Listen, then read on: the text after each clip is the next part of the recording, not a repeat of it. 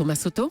Le Made in France, Anissé Mbida, bonjour. Bonjour Thomas, bonjour Julie, bonjour à tous. Ce matin, coup de projecteur sur l'entreprise qui reconditionne les casques des vols Air France, une entreprise pas comme les autres. Oui, pas comme les autres parce qu'elle emploie en majorité des handicapés. C'est ce qu'on appelle une entreprise adaptée. Alors, elle fait partie de l'Association des paralysés de France, l'APF, avec des ateliers ultra modernes installés à Amiens dans la Somme département 80.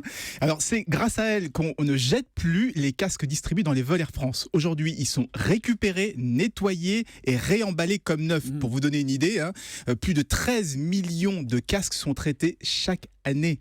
Et heureusement, parce que ça permet d'éviter comme ça des centaines de tonnes de déchets, essentiellement plastiques. Et tout ça, ça se fait comment? C'est à la main?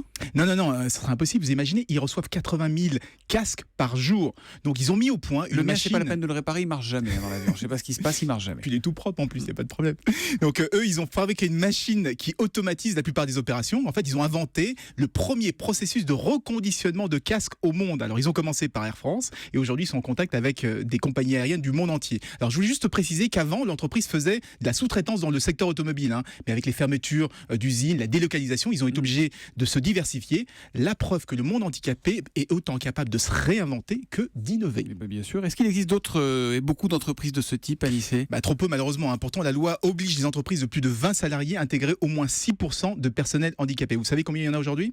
Non. Moins de 3%. Moins de 3%. Ouais, la moitié. Même pas la moitié de l'objectif. Exactement. Et donc on le rappelle, il est aussi possible de sous-traiter certaines prestations à des entreprises adaptées. Ça compte dans le quota de personnel handicapé. Alors pourquoi s'en priver? Surtout qu'il y en a de très très innovantes comme... Et notamment donc l'APF, l'Association des paralysés de France d'Amiens et son système de recyclage unique au monde. Made in Picardie ce matin. Merci Anissé, à demain matin. À demain.